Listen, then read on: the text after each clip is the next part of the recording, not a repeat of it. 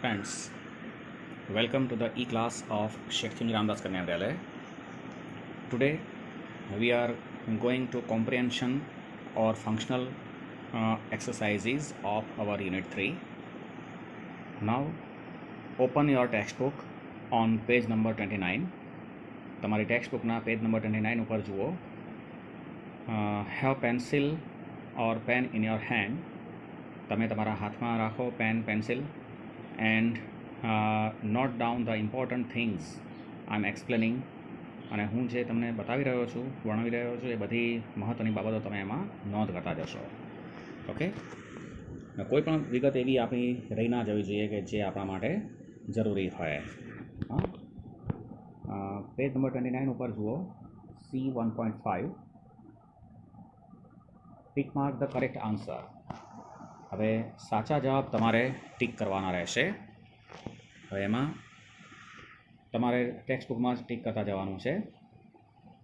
જો first sentence, the tree lovers કેમ forward to save ફોરેસ્ટ્સ means વૃક્ષ પ્રેમીઓ જંગલો બચાવવા માટે આગળ આવ્યા. એનો મતલબ શું થશે?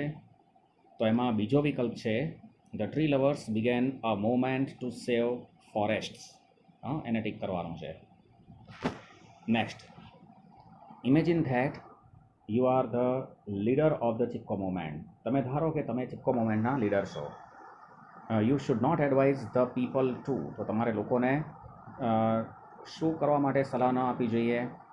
તો એના માટે છેલ્લો વિકલ્પ જુઓ, ઇન્સ્પાયર પીપલ ફોર ડિફોરેસ્ટેશન. વનોનો જંગલોનો વિનાશ કરવાની તમારે એને પ્રેરણા ન આપવી જોઈએ. તો એમાં લાસ્ટ ઓપ્શન આવશે. Sentence number 3, Europeans didn't want large forests because they wanted. Europeans લોકોને વિશાળ જંગલોની જરૂર નથી કારણ કે તેઓ ઈચ્છતા હતા. તેઓ શું ઈચ્છતા હતા? તો એનો જો last option, two grow food items they like the most. તેઓ એવી ફૂડ આઇટમ ઉગાડવા ઈચ્છતા હતા કે જે તેમને વધુ પસંદ હતી. Sentence number 4, Chipko movement was started to. Chipko movement શરૂ કરવામાં આવી. શેના માટે શરૂ કરવામાં આવી? તો એમાં થર્ડ ઓપ્શન જુઓ, oppose the cutting of trees. વૃક્ષોનું કાપવાનું જે ગતિવિધિ ચાલતી હતી એની સામે વિરોધ કરવા માટે. Oppose the cutting of trees. Sentence number 5, the hill side people of UP opposed. પહાડી વિસ્તારના યુપીના પહાડી વિસ્તારના લોકોએ વિરોધ કર્યો. શેનો વિરોધ કર્યો? તો એમાં લાસ્ટ ઓપ્શન જુઓ, the commercial cutting of trees in their area. તેમના વિસ્તારમાં વૃક્ષોના વ્યવસાયિક રીતે કાપી નાખવાની બાબતનો વિરોધ કર્યો. Okay, now on page number 30 there is 1.6. Page number 30 પર જુઓ, 1.6 નંબરની એક્સરસાઇઝ આપેલી છે. Match cause with effect. હવે કારણો અને તેની અસરો, જે કાર્યો કરવામાં આવેલા એના કયા કયા અસરો પ્રભાવ થયા એ અહીંયા વિગતો આપેલી છે. તો તમારે 1 2 3 4 આપ્યા છે, એની સામે ABCD છે. એમાં તમારે ABCD જ્યાં લખ્યું છે ત્યાં જે સેન્ટેન્સ એની સાથે મેચ થતું હોય તમારે અંદર નંબર લખવાના છે. 1 2 3 4 જ્યાં બોલું તે તમે લખતા જજો. ફોરેસ્ટ પ્રોડક્ટ, જંગલોની પેદાશ. જંગલોની પેદાશ કઈ છે? તો એમાં B નંબરને 1 આપો. Earning for hill side people. પહાડી લોકોની કમાણી હતી. Number 2, commercial development of cities. શહેરોનો વ્યવસાયિક વિકાસ. તો એના માટે C ને 2 નંબર આપો. શહેરોનો વ્યવસાયિક વિકાસ થાય તો શું થશે? ડિફોરેસ્ટેશન થશે, જંગલોનો વિનાશ થશે. Okay. Number 3, unfavourable forest policy. જે લોકોની તરફેણમાં ન હોય તેવી જંગલ નીતિ. તો ડી વિકલ્પ છે છેલ્લો, એને 3 નંબર આપો. Chipko movement starts.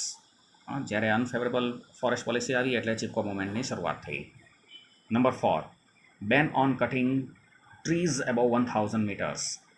1000 મીટરથી ઉપરની ઊંચાઈએ વૃક્ષો છેદનમાં પ્રતિબંધ કરવામાં આવ્યો. તો તમારે એ નંબરમાં 4 આપવાના છે. Decrease in washing away of soil. જેનાથી શું થયું? તો જમીન ધોવાણી પ્રમાણમાં ઘટાડો થયો. Now there is 1.7, put right or wrong. તમારે જે સાચું કે ખોટું છે વિધાન એ તમારે નોંધ કરતા જવાનું છે. People silently accepted new forest policy. લોકોએ ચૂપચાપ અ, નવી ફોરેસ્ટ પોલિસી સ્વીકારી લીધી. તો બિલકુલ નહીં. તો એ સેન્ટેન્સ બિલકુલ ફોલ્સ છે, ખોટું છે. તો ત્યાં ચોકડીની નિશાની કરજો. Number 2, in Chipko movement the social workers embrace the forest trees. Chipko મુવમેન્ટની અંદર સામાજિક કાર્યકરો વૃક્ષોને બાદ ભીડીને ઊભા રહ્યા. હવે સોશિયલ વર્કર્સ નતા, પણ વિલેજ પીપલની વાત થાય છે, એટલે વાક્ય ખોટું છે. તો ત્યાં ચોકડીની નિશાની આવશે.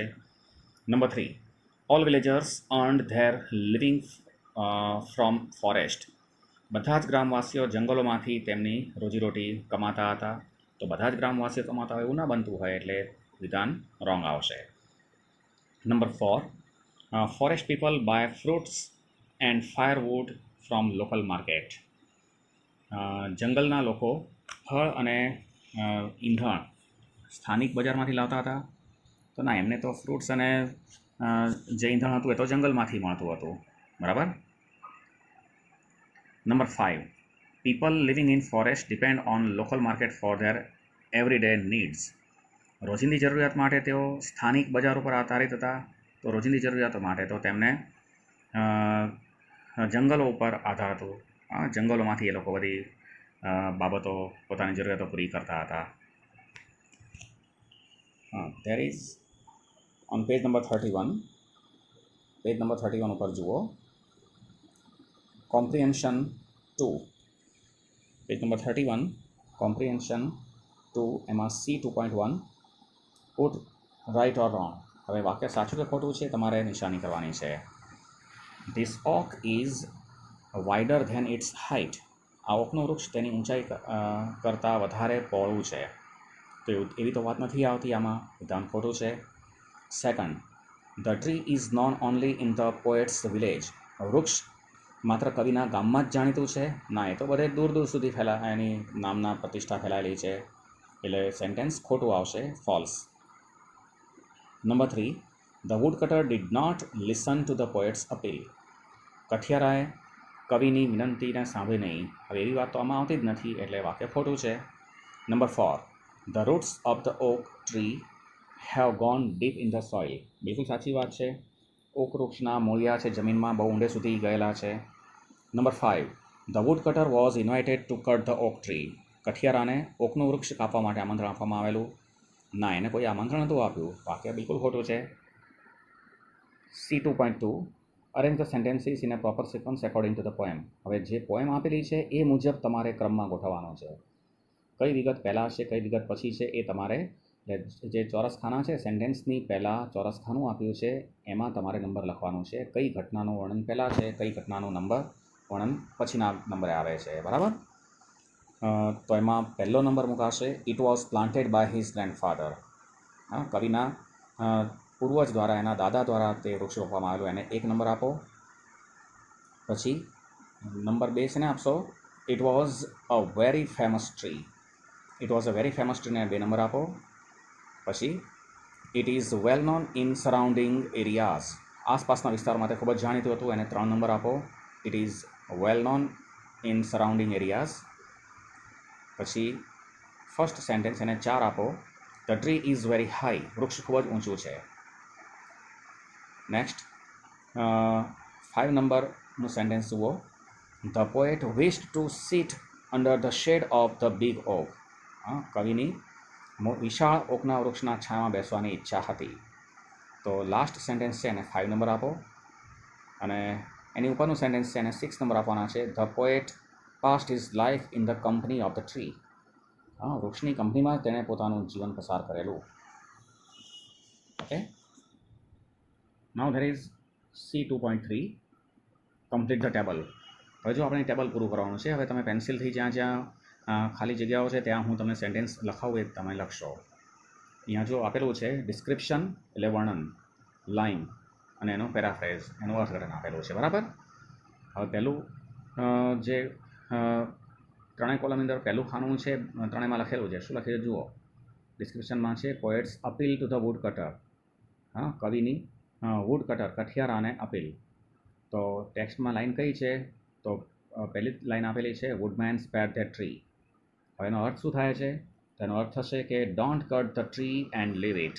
વૃક્ષને કાપીશ નહીં અને તેને રહેવા દે, અને એમ જ ત્યાં ઊભું રહેવા દે છે.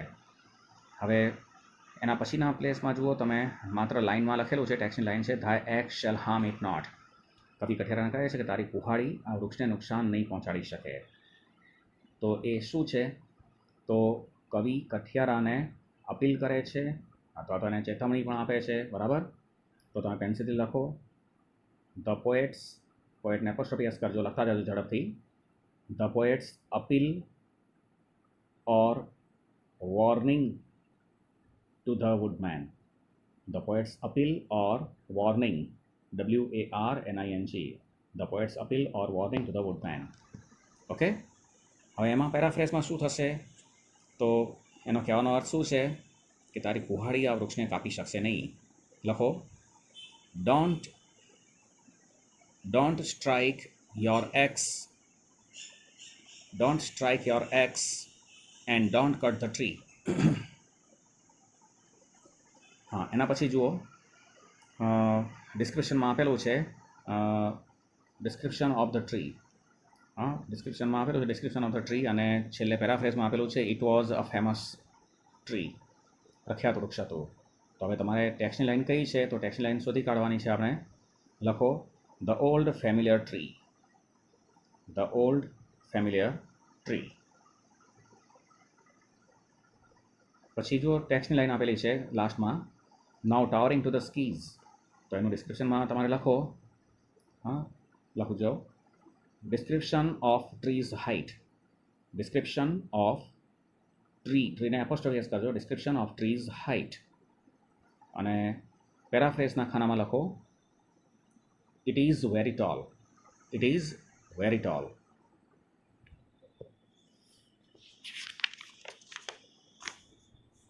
Now there is on page number 32, there is vocabulary. Page number 32 પર જુઓ, વોકેબલરીમાં V1 આપેલું છે.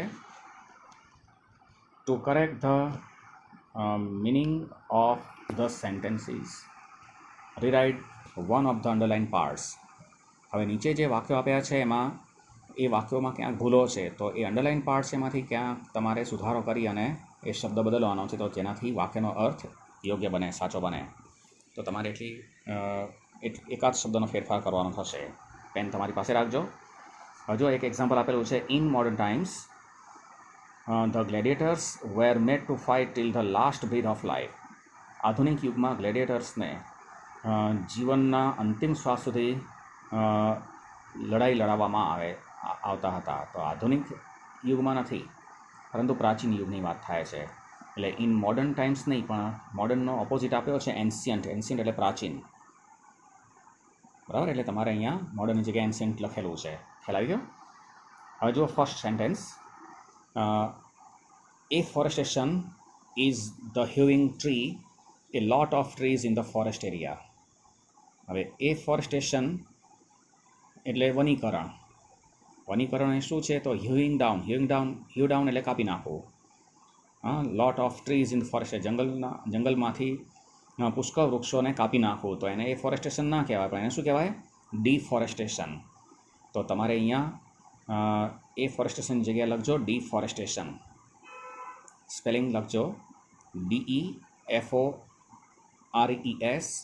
DEFORESTATION. Deforestation is the hewing down a lot of trees in the forest area. Second, forestry is the science and craft of creating, managing, using, destroying and repairing forest. હવે forestry એક science છે, craft છે. શેના માટેનું? તો creating, સર્જન કરવા માટેનું, managing, using. પછી એમાં એક ડિસ્ટ્રોઈંગ શબ્દ અલગ આપ્યો છે એમાં, એ વિધ્વંસાત્મક છે. તો ડિસ્ટ્રોઈંગની જગ્યાએ તમારે લખવાનું છે અહીંયા રિન્યુઇંગ, RENEWING, રિન્યુઇંગ. એટલે વાક્ય કરેક્ટ થઈ જશે. Okay, sentence number 3, deforestation is the permanent construction of forest in order to make the land available for other uses. Deforestation એટલે જંગલોનો વિનાશ કરવો. Deforestation is the permanent construction of forest. જંગલોનું કાયમી સર્જન નથી થતું, પણ ડિફોરેસ્ટેશન એટલે તો વિનાશ થાય, તો ડિફોરેસ્ટેશન જગ્યાએ તમારે વનીકરણ માટે એ ફોરેસ્ટેશન લખવું પડશે. તો ડિફોરેસ્ટેશન જગ્યાએ લખો afforestation. Sentence number 4. Examples of deforestation include conservation of forest lands in croplands. ડિફોરેસ્ટેશનનું ઉદાહરણની અંદર સમાવેશ થાય છે. ફોરેસ્ટ લેન્ડનું કન્ઝર્વેશન નહીં પણ એનું કટિંગ આવે. તો કન્ઝર્વેશનની જગ્યાએ કટિંગ કરો, કારણ કે વૃક્ષોનું છેદન કરવામાં આવે, કાપી નાખવામાં આવતું હોય છે, એટલે અહીંયા કન્ઝર્વેશનની જગ્યાએ કટિંગ લખવાનું. Sentence number 5. Deforestation is the natural or intentional restocking of existing forest and woodlands that have been destroyed. Deforestation એટલે જંગલોનો વિનાશ કરવો. જંગલો વિનાશ કરવો એ કુદરતી અથવા તો ઇરાદાપૂર્વકનો નથી, પરંતુ એ ફોરેસ્ટેશન એ કુદરતી અથવા તો ઇરાદાપૂર્વકનું કાર્ય કહી શકાય. તો અહીંયા ડિફોરેસ્ટેશન જગ્યા આવશે afforestation. Okay. V2. Read the sentence and tick the option that best conveys its meaning more appropriately. હવે સૌથી વધારે યોગ્ય અર્થ બતાવતો હોય તેવા શબ્દને, તેવા સેન્ટેન્સને તમારે ટીક કરવાનું છે. જો first sentence, woodman spare that tree, કઠિયારાને સંબોધન કરીને કહેવામાં આવે છે કે તું આ વૃક્ષને રહેવા દેજે ને તું કાપીશ નહીં. તો એમાં સૌથી લાસ્ટ સેન્ટેન્સ છે, woodman is prevented from cutting the tree. કઠિયારાને વૃક્ષ કાપતો અટકાવવામાં આવે છે. Second, it was my forefather's hand that placed it near his cot.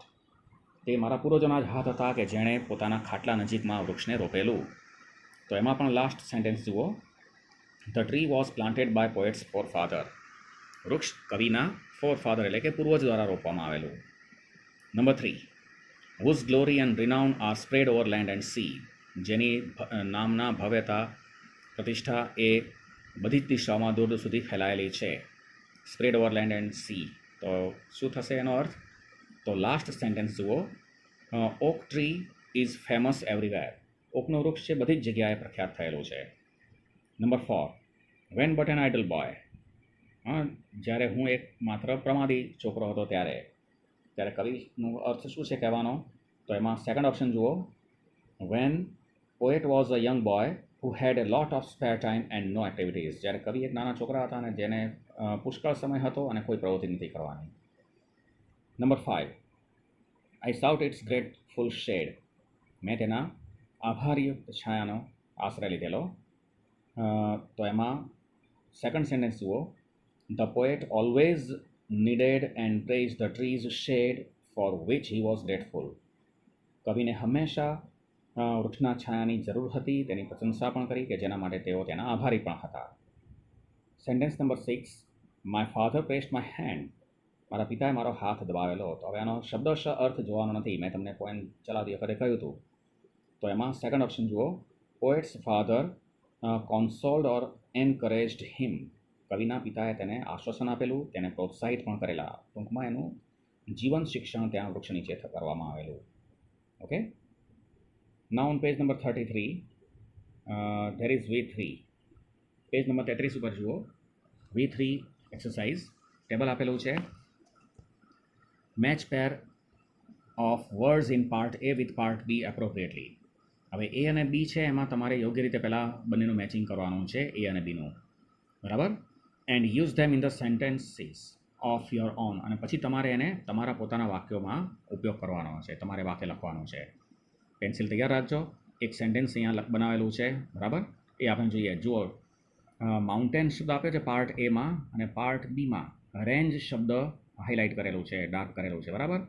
એટલે માઉન્ટેન રેન્જનો ઉપયોગ કરી અને એક એક્ઝામ્પલ સેન્ટેન્સ લખેલું છે, Alibhai use to travel alone in Himalayan mountain ranges. Alibhai હિમાલયની પર્વતમાળાઓમાં એકલા ભટકવાથી ટેવાયેલા હતા, યાત્રા કરવાથી ટેવાયેલા હતા.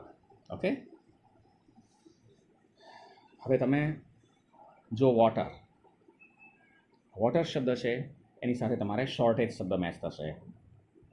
બરાબર. વોટર સાથે શોર્ટેજ શબ્દ મેચ થશે. તો એ વોટર અને શોર્ટેજનો ઉપયોગ કરીને એક સેન્ટેન્સ લખો તમારી ટેક્સ્ટ બુકમાં. In summer there is shortage of water in our country. In summer there is shortage of water in our country. Next sentence. હજુ બેઝિક શબ્દ આપેલો છે, તો બેઝિક સાથે તમારે નીડ્સ શબ્દ લેવાનો છે. બેઝિક નીડ્સ એટલે આધારભૂત જરૂરિયાતો. બરાબર. તો બેઝિક નીડ્સનું સેન્ટેન્સ લખો. The network tries to fulfil our basic needs. The network tries to fulfil our basic needs. Number 4. Number 4માં પોસ્ટ ઇન્ડિપેન્ડન્સ, આઝાદી પછીની વાત થાય છે. તો એમાં પોસ્ટ ઇન્ડિપેન્ડન્સ માટે સૌથી લાસ્ટ ઓપ્શન છે બીમાં, મૂવમેન્ટ. પોસ્ટ ઇન્ડિપેન્ડન્સ મૂવમેન્ટ, આઝાદી પછીની ચળવળ કઈ હતી? તો ચિપકો મૂવમેન્ટ હતી ને. હા, લખો. Post independence movement has brought a great change in our country. Post independence movement has brought a great change in our country. આ બધા જ સેન્ટેન્સ, બધી જ બાબતો તમારી ટેક્સ્ટ બુકની અંદર કમ્પ્લીટ હોવી જોઈએ. બરાબર. દરેકે પોતાની ટેક્સ્ટ બુકની અંદર આ બધી બાબતો સોલ્વ કરવાની છે અને વારંવાર વાંચવાનું છે. પછી જ્યારે આપણે ક્લાસ શરૂ થશે ત્યારે આ બધું ટેક્સ્ટ બુકમાંથી પણ હું ચેક કરાવવાનો છું. બરાબર. નંબર 5, ડિગ્રેડેડ એટલે ઉજ્જડ થઈ ગયેલું, અને એની સાથે તમારે આવશે ફોરેસ્ટ્સ. હા, ડિગ્રેડેડ ફોરેસ્ટ એટલે ઉજ્જડ થઈ ગયેલા જંગલો. સેન્ટેન્સ લખો. It is our duty two regenerate REGENERATE to regenerate degraded forests. It is our duty to regenerate degraded forests. Next, ever flowing એટલે સતત વહેતું, હંમેશા વહેતું હોય તે. તો એવર ફ્લોઈંગ સાથે સ્ટ્રીમ્સ આવશે. હા, ઉપરથી જુઓ સ્ટ્રીમ્સ શબ્દ. એવર ફ્લોઈંગ સ્ટ્રીમ્સ એટલે હંમેશા વહેતા પ્રવાહો. સેન્ટેન્સ લખો. Ever flowing streams are very useful in summer. Ever flowing streams are very useful in summer. Next, railway સાથે નેટવર્ક મેચ થશે. Railway network. હવે રેલવે નેટવર્કનો ઉપયોગ કરીને એક વાક્ય બનાવવાનું છે. લખો. In India railway network is an ideal example. In India, railway network is an ideal, IDEAL, is an ideal example of our great efforts.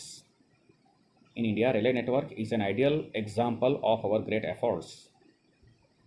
Number 8, state સાથે ગવર્મેન્ટ. સ્ટેટ ગવર્મેન્ટ એટલે રાજ્ય સરકાર. Okay, state government. એનો ઉપયોગ કરીને sentence બનાવીએ. લખો. The state government should try to protect trees. The state government should try to protect trees. Number 9. Next જુઓ. કોમર્શિયલ એટલે વ્યવસાયિક. એની સાથે ફેલિંગ, વ્યવસાયિક રીતે વૃક્ષો કાપી નાખવાની જે પ્રવૃત્તિ કરવામાં આવતી હતી એના સંદર્ભમાં એક સેન્ટેન્સ બનાવીએ. લખો. કોમર્શિયલ ફેલિંગ ઓફ ટ્રીઝ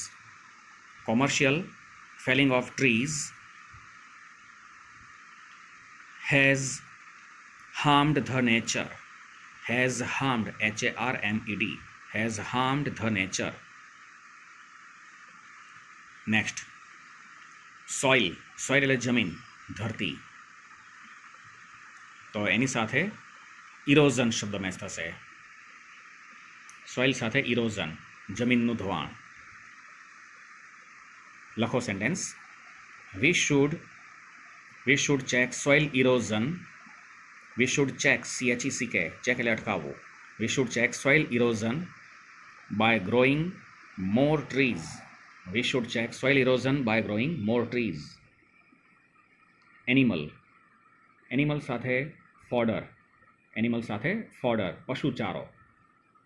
એના માટે સેન્ટેન્સ લખો. Other than fruits and medicines, other than fruits and medicines, comma, trees provide us animal fodder. Other than fruits and medicines, trees provide us animal fodder. Now there is V for tick mark the odd one with reference to text. હવે ટેક્સ્ટના સંદર્ભમાં તમારે જે અલગ પડતો શબ્દ હોય તમારે tick કરવાનો છે. 3 શબ્દો એવા હશે કે જે એકબીજા સાથે થોડાક નજીકના અર્થ ધરાવતા હશે અને એક શબ્દ એનાથી તદ્દન અલગ અર્થ ધરાવતો હોય એવું. બરાબર? તેમાં પહેલું આપેલું છે બ્રાન્ચ, બોગ અને ટ્વિગ. આ ત્રણેયનો અર્થ થશે ડાળી અથવા શાખા. અને છેલ્લો છે ફોરેસ્ટ શબ્દ, એ અલગ પડે છે એટલે તમારે ફોરેસ્ટ શબ્દને ટીક કરવાનો છે. સેકન્ડમાં જુઓ, એક્સપ્લોઇટ એટલે શોષણ કરવું, ઓપોઝ એટલે વિરોધ કરવો, ડિસ્ટ્રોય એટલે સર્વનાશ કરવો અને ઓપ્રેસ એટલે અન્યાયી. તો આમાં ડિસ્ટ્રોય શબ્દ અલગ પડે છે. બરાબર? એટલે ડિસ્ટ્રોયને ટીક કરજો. ફેલિંગ એટલે કાપી નાખવું, પાડી નાખવું. કન્ઝર્વેશન એટલે સંરક્ષણ કરવું, જાળવણી કરવી. ફોરેસ્ટેશન એટલે વનીકરણ. રિફોરેસ્ટેશન એટલે જંગલોનું પુનઃનિર્માણ કરવું. તો એમાં ફેલિંગ શબ્દ અલગ પડે છે એટલે એને ટીક કરો. નંબર 4માં જુઓ, ફ્રૂટ્સ, નટ્સ, હર્બ્સ અને જેમ. હવે પહેલાં 3 છે એ કુદરતી બાબતો છે, જ્યારે જેમ છે એ મેનમેડ છે. બરાબર? એટલે જેમ શબ્દ અલગ પડે છે. નંબર 5, બેન એટલે પ્રતિબંધ, રેઝિસ્ટન્સ એટલે પ્રતિરોધ, પોલિસી એટલે નીતિ અને ગવર્મેન્ટ. તો એમાં રેઝિસ્ટન્સ શબ્દ લોકો દ્વારા કરવામાં આવેલો પ્રતિરોધની વાત થાય છે. બરાબર? એટલે રેઝિસ્ટન્સ શબ્દ અલગ પડે છે. નંબર 6, એમાં જુઓ મધર, ગ્રેવ, લોંગિંગ અને ડેથ. તો એમાં ગ્રેવ શબ્દ અલગ પડશે. There is V5, tick mark the word or pair of words that best completes the relationship to the given pair. હવે એક પેર આપેલી છે શબ્દોની, એની સાથે 4 વિકલ્પ છે, તો એમાંથી કયો વિકલ્પ એની સાથે વધારે મેચ આવી શકે એવા શબ્દોની કઈ પેર બની શકે, જોડી બની શકે, તમારે ડિસાઇડ કરવાનું છે. પહેલું છે ધાવ અને વુડમેન. ધાવ એટલે યુ, ઓલ્ડ ઇંગ્લિશમાં ધાવ કહેવાય, મોડર્ન ઇંગ્લિશમાં યુ. ધાવનું વુડમેન આપેલું છે, કથિયારાનું સંબોધન કરીને કહેવામાં આવે છે. તો એમાં બી ઓપ્શન જુઓ, ધી અને ઓક ટ્રી, એને ટીક કરજો બી ઓપ્શનને. ધી એટલે ઓલ્ડ ઇંગ્લિશમાં ધી, મોડર્ન ઇંગ્લિશમાં યુ આવશે, અને ઓક ટ્રી, ઓકનું વૃક્ષ. સેકન્ડ, ટાવરિંગ, ખૂબ જ ઊંચું, અને ઓકનું વૃક્ષ એકદમ ઊંચું હતું. બરાબર? તો વર્ણન આવે છે. તો એ ઓપ્શન જુઓ, આઇડલ અને બોય. આઇડલ અને બોય. બરાબર? Number 3, thy, your. Thy means your, old ઇંગ્લિશમાં થાય, મોડર્નમાં યોર. તો તમારે બી ઓપ્શન જુઓ, ધાવ એટલે પણ યુ અને મોડર્ન ઇંગ્લિશમાં પણ એનું યુ આપેલું છે. બરાબર? એનો અર્થ જ આપેલો છે, એટલે બી ઓપ્શન ટીક કરજો. 4th નંબર જુઓ, ફોર ફાધર અને પ્લાન્ટેડ, આ 2 શબ્દો આપ્યા છે. ફોર ફાધર પૂર્વજો અને પ્લાન્ટેડ એટલે રોપેલા. હવે આમાં થોડીક આપણે વિચારણા કરવી પડશે. એક સુધારો આવશે આમાં. જુઓ, એમાં પહેલો ઓપ્શન છે વુડમેન અને બેન્ડ. હવે વુડમેન સાથે બેન્ડ નહીં આવે, પણ સીની અંદર જુઓ બ્રાન્ચીસ અને કટ આપેલું છે, તો અહીંયા થોડો સુધારો આવશે. વુડમેન સાથે બેન્ડ નહીં પણ કટ લખી દો. વુડમેન સાથે બેન્ડને છેકીને ઉપર કટ લખી દો, અને સીમાં બ્રાન્ચીસ સાથે બેન્ડ આવવું જોઈએ. બરાબર? હવે ફોર ફાધર અને પ્લાન્ટેડ છે, તો પૂર્વજોએ વૃક્ષ રોપેલા, તો વુડમેન શું કરે? વૃક્ષ કાપે છે. બરાબર? એટલે એ ઓપ્શન થશે વુડમેન અને કટ. એ ઓપ્શનમાં વુડમેન અને કટ શબ્દ પસંદ કરવાનો. Now there is page number 34. 34 number page પર જુઓ.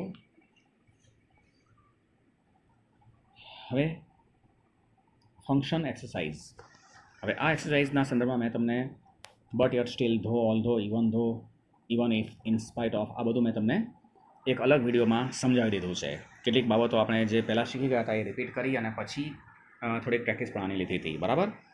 એટલે એ તમે વિડીયો સમજી લીધા છે તો તમને આ એક્સરસાઇઝ સમજવી બહુ સરળ થઈ જશે.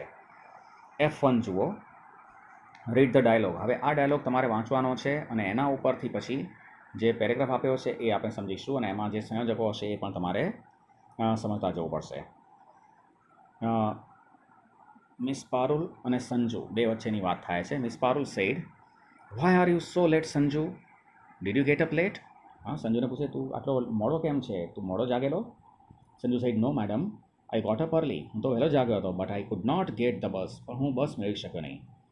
Miss Parul said, it is not good. હા, બહુ સારી વાત ના કહેવાય. You always come late. તું હંમેશા મોડો આવે છે. Sanju sad, sorry madam, though I try hard, I can't come on time. હું સખત પ્રયત્ન કરવા છતાં પણ હું સમયસર આવી શકતો નથી. બરાબર, જો આમાં બટનો ઉપયોગ થયો, હવે ધોનો ઉપયોગ થયો. આ બધી બાબતો આપણે હમણાં થોડા સમય પહેલાં જ રિપીટ કરી આના અગાઉના વિડીયોમાં. Miss Parul said, in spite of my frequent warnings, મારી અવારનવારની ચેતવણી છતાં પણ you have fail to improve your habit. તું તારી ટેવ સુધારવામાં નિષ્ફળ ગયો છે. Don't be late now onwards. હવેથી તું મોડો ના પડતો. Sanju said, okay madam, I will never. Promise કરે છે, હવે હું કદી એવું મોડો નહીં પડું. બરાબર. હવે પેરેગ્રાફ જુઓ. હવે જ્યાં એવા સંયોજક લાગતા હોય ત્યાં આપણે નીચે અંડરલાઈન દોરતા જઈએ. બરાબર. Mister Kotak was an employ in the monarch company. Mister Kotak monarch કંપનીમાં એક એમ્પ્લોય કર્મચારી હતા. Though he work sincerely, he was never promoted. તેણે ગંભીરતાપૂર્વક કાર્ય કર્યું છતાં પણ કદી તેમને બઢતી આપવામાં આવેલી નહીં. તો આમાં ધો નીચે અંડરલાઈન દોરો. ધોનો ઉપયોગ કરેલો છે. બરાબર. Next, he met the manager with application in this regard. આ સંદર્ભમાં એક એપ્લિકેશન સાથે તે મેનેજરને મળ્યા. But he was not heard. પરંતુ તેની વાત સાંભળવામાં આવી નહીં. તો આમાં બટનો ઉપયોગ થયેલો છે વિરોધી બાબત બતાવવા માટે, પરંતુ. ઓકે, બટ નીચે અંડરલાઈન દોરજો. However gentle the manager was. Manager વિનમ્ર હોવા છતાં પણ he did not show any sympathy towards him. તેણે એમના પ્રત્યે કોઈ પણ સહાનુભૂતિ દર્શાવી નહીં. હવે અહીં હાઉ એવરનો ઉપયોગ થયેલો છે. હાઉ એવરની ચેન્ડરલાઈન દોરો. In spite of being angry. ગુસ્સે થવા છતાં પણ mister Kotak tolerated the injustice. Mister કોટકે અન્યાય સહન કરી લીધો. અહીંયા ઇન્સ્પાઇટ ઓફનો ઉપયોગ કરેલો છે. હા, અંડરલાઈન દોરો. ઇન્સ્પાઇટ ઓફ નીચે. Feed up as he was he continued working. ધરાઈ ગયા હોવા છતાં પણ, અકળાઈ ગયા હોવા છતાં પણ તેણે કામ કરવાનું તો ચાલુ જ રાખ્યું. તો આમાં એઝનો ઉપયોગ કરેલો છે. હા, ધો હાઉ એવર એઝની વાક્યરચના આપણે જોઈ હતી. એના વાક્યરચના પણ એના સૂત્ર સાથે મેં તમને સમજાવેલું છે. ઓકે, હવે જુઓ, ટેબલ આપેલું છે. સિચ્યુએશન, કોન્ટ્રાસ્ટ અને કનેક્ટર, જે સંયોજકનો ઉપયોગ થયો છે તે. સિચ્યુએશન આપેલી છે, એમાં હી વર્ક સિન્સિયરલી, તે ગંભીરતાપૂર્વક કામ કરતા. કોન્ટ્રાસ્ટમાં શું છે? હી વોઝ નેવર પ્રમોટેડ, તેને કદી બઢતી આપવામાં આવેલી નહીં. તો એમાં કનેક્ટર કયું છે? સંયોજક ધોનો ઉપયોગ કરેલો છે. બરાબર. તમે ધોની અંડરલાઈન દોરી ને? હા, તો એ સેન્ટેન્સની વિભાગ કર્યા છે. તેમાં કઈ સિચ્યુએશનની વાત કરી છે? તો હી વર્ક સિન્સિયરલી. તો એનાથી વિરોધાભાસ શું બતાવે છે? તો હી વોઝ નેવર પ્રમોટેડ. ઓકે, હવે આ સેન્ટેન્સ તમારું એક કમ્પ્લીટ છે. હવે એના પછીના સેન્ટેન્સમાં જુઓ, બટ નીચે તમે અંડરલાઈન દોરી છે ને? હા, તો કનેક્ટરમાં સૌથી છેલ્લે બટ લખો પહેલાં. બટ સિચ્યુએશન કઈ છે? તો તે મેનેજરને એપ્લિકેશન સાથે મળ્યા. તો સિચ્યુએશનમાં લખો, 2 નંબરમાં સિચ્યુએશનમાં લખો, he met the manager with an application. હા, ઉપરથી સેન્ટેન્સમાંથી જોઈ લો. He met the manager with an application. હા, હવે કોન્ટ્રાસ્ટમાં હવે મળ્યા પણ શું ન થયું? તો એ જ સેન્ટેન્સમાં આગળ લખો, he was not heard. He was not heard. બરાબર. હા, એના પછી જુઓ તમે અંડરલાઈન તો રહી છે હાઉ એવર નીચે. તો કનેક્ટરમાં હાઉ એવર લખો. કનેક્ટરમાં હાઉ એવર લખો. હવે એની સિચ્યુએશન કઈ આપેલી છે? મેનેજર એકદમ વિનમ્ર હતા. બરાબર. તો લખો, ધ મેનેજર વોઝ જેન્ટલ. હા, 3જા નંબરમાં સિચ્યુએશનમાં લખો, ધ મેનેજર વોઝ જેન્ટલ. હવે એનો કોન્ટ્રાસ્ટ શું થાય છે? તો એ જ સેન્ટેન્સમાં જુઓ. હા, કોન્ટ્રાસ્ટમાં લખો, he did not show any sympathy. He did not show any sympathy. Next, હવે તમે ઇન્સ્પાઇટ ઓફ નીચે અંડરલાઈન દોરી. બરાબર. તો ઇન્સ્પાઇટ ઓફ લખો કનેક્ટરમાં. In spite of. તો કઈ સિચ્યુએશન છે? તો મિસ્ટર કોટક વોઝ એંગ્રી. હા, મિસ્ટર કોટક વોઝ એંગ્રી. કોન્ટ્રાસ્ટમાં શું આવશે? હી ટોલરેટેડ ધ ઇનજસ્ટિસ. કોન્ટ્રાસ્ટમાં લખો હી ટોલરેટેડ ધ ઇનજસ્ટિસ. એના પછી લાસ્ટ સેન્ટેન્સમાં તમે એઝની અંડરલાઈન દોરી છે, તો કનેક્ટરમાં લખો એઝ. કનેક્ટરમાં લખો એઝ. સિચ્યુએશન કઈ છે? લખો સિચ્યુએશનમાં લખો 5 નંબરમાં mister Kotak was fed up. Mister Kotak was fed up. કોન્ટ્રાસ્ટમાં લખો he continued working. He continued working. Okay. F2 જુઓ. Study the table and frame sentences. ટેબલનો અભ્યાસ કરો અને સેન્ટેન્સ તમારે બનાવવાના છે, અને એ નીચે તમારે આપ્યું છે એક્ઝામ્પલ, એમાં તમારે લખવાના છે. ઓકે. જુઓ, સિચ્યુએશન, કોન્ટ્રાસ્ટ અને કનેક્ટર. સિચ્યુએશન પણ છે, કોન્ટ્રાસ્ટ પણ આપેલો છે, અને કનેક્ટર સંયોજકનો પણ ઉપયોગ કરેલો છે. હવે પહેલા નંબરમાં was a barrister, remained a typical farmer અને ધો, આ 3 બાબતો આપેલી છે. એના ઉપરથી એક્ઝામ્પલમાં જુઓ એક સેન્ટેન્સ બનાવેલું છે. Though Sardar Patel was a barrister, he remained a typical farmer till his death. Sardar Patel એક બેરિસ્ટર હોવા છતાં પણ તે જીવનના અંતિમ શ્વાસ સુધી એક ખેડૂત બની રહ્યા. બરાબર. તો ફર્સ્ટ સેન્ટેન્સ એમાં બનાવેલું છે. હવે નંબર 2 જુઓ. નંબર 2માં ઇઝ ઓલ્ડ, પછી એક્ટિવ અને ઓલ્ધો, આ 3 શબ્દનો ઉપયોગ કરવાનો છે. લખજો. હવે 2 નંબર છે, તમારે નીચે સેન્ટેન્સની જગ્યા આપી ત્યાં લખો although he is old, although he is old, comma he is active, he is active. Number 3માં જુઓ ઇમેન્સલી રીચ, ખૂબ જ ધનિક, પછી કોન્ટ્રાસ્ટમાં માઇઝર આપ્યું છે અને કનેક્ટરમાં એઝનો ઉપયોગ કરવાનો છે. હા, તો લખો immensely rich as he is. immensely rich as he is, ખૂબ જ ધનિક હોવા છતાં પણ, comma he is a miser, તે કંજૂસ છે. નંબર 4માં જુઓ a man of honesty, પ્રમાણિક વ્યક્તિ, કોન્ટ્રાસ્ટમાં નેવર એપ્રિસિએટેડ અને ઇનસ્પાઇટ ઓફનો ઉપયોગ કરવાનો છે. તો લખો સેન્ટેન્સ 4 નંબરમાં in spite of being a man of honesty, in spite of being a man of honesty, comma, he is never appreciated. He is never appreciated. Number 5, affected by earthquake, ધરતીકંપથી પ્રભાવિત થવું. not lose courage, હિંમત ન ગુમાવી, અને however લખો 5 નંબરનું sentence લખો however people were affected by earthquake.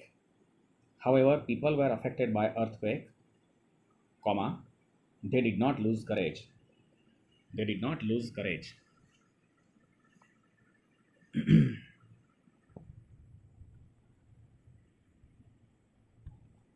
On page number 35,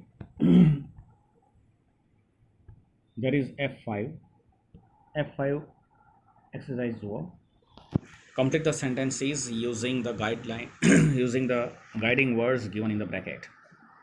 હવે બ્રેકેટમાં જે શબ્દો આપ્યા છે માર્ગદર્શન માટે, એનો ઉપયોગ કરીને તમારે વાક્ય પૂરું કરવાનું છે. ફર્સ્ટ સેન્ટેન્સ જુઓ. હવે પેન્સિલ રાખજો, સાથે લખતા જજો. The boy did not give up playing, છોકરાએ રમવાનું છોડ્યું નહીં. હવે બ્રેકેટમાં તમને શબ્દો આપ્યા છે ધો અને ઇન્જર્ડ, હા, ઘાયલ થવા છતાં પણ. તો બ્લેન્કમાં લખી દો ધો he was injured. Though he was injured. Second, blank I work for minimum wage, હું ઓછામાં ઓછા પગારથી કામ કરું છું. બ્રેકેટમાં તમને શબ્દો આપ્યા છે ધો માસ્ટર ડિગ્રી. હવે આગલું વાક્ય તમારે શરૂઆતમાં અધૂરું વાક્ય પૂરું કરવાનું છે, તો ત્યાં લખશો though I have a master degree, though I have a master degree, I work for minimum wage આપેલું છે. Okay. Number 3, however well Tejal performed, તેજલે સારું રજૂઆત કરી તેમ છતાં પણ. આ બ્રેકેટમાં શબ્દ છે નોટ ગેટ અને પ્રાઇઝ, હા, તેણીએ ઇનામ મેળવ્યું નહીં. લખો she did not get a prize. She did not get a prize. Number 4, though the police drove fast, પોલીસે ઝડપી વાહન ચલાવ્યું તેમ છતાં પણ. બ્રેકેટમાં થીફ અને એસ્કેપ. એસ્કેપ એટલે છટકી જવું, ભાગી જવું. હા, ચોરે ઝડપથી વાહન ચલાવ્યું તેમ છતાં પણ ચોર ભાગી ગયો. તો બ્લેન્કમાં લખો the thief escaped. The thief escaped. Number 5, the novel was interesting. Novel ખૂબ જ ઇન્ટરેસ્ટિંગ હતી. બ્રેકેટમાં શબ્દ છે બટ માય કઝિન અને એન્જોય. હા, નોવેલ રસપ્રદ હતી પરંતુ મારા કઝિને તે એન્જોય કરી નહીં. લખો but my cousin didn't enjoy it. But my cousin didn't enjoy it. Number 6, એમાં બ્લેન્ક છે, એના પછી the match was not won. Match જીતી શકાય નહીં. તો બ્રેકેટમાં શબ્દો છે in spite of put in sincere efforts players. હા, ખેલાડીઓએ ગંભીરતાપૂર્વક પ્રયત્નો કર્યા છતાં પણ મેચ જીતી શકાય નહીં. સેન્ટેન્સ લખો in spite of putting in their sincere efforts. In spite of putting in their sincere efforts. પછી પાછળ આપેલું છે વાક્ય the match was not won. Okay, F6 જુઓ. F6માં rewrite the passage by filling up the blanks using words given in the bracket. બ્રેકેટમાં શબ્દો આપ્યા છે, એનો ઉપયોગ કરીને તમારે બ્લેન્ક્સ પૂરવાની છે. હવે કનેક્ટર્સ જુઓ, સંયોજકો આપેલા છે બટ, ધો, as, however, in spite of. હવે ક્યાં કયું સંયોજક આવશે તરત તમને ખ્યાલ આવી જાય એવું છે. તો પહેલું વાક્ય છે એમાં જુઓ. હવે જવાબ સાથે હું બોલતો જાઉં છું, તમે લખતા જજો. Though we know that water is elixir of life. Though we know that water is elixir of life. આપણે જાણતા હોવા છતાં કે પાણી જીવન અમૃત છે, તેમ છતાં પણ વી વેસ્ટ ઇટ, આપણે તેને વેડફીએ છીએ. વી એડમિટ ઇટ, આપણે તે સ્વીકારીએ છીએ, કબૂલ કરીએ છીએ.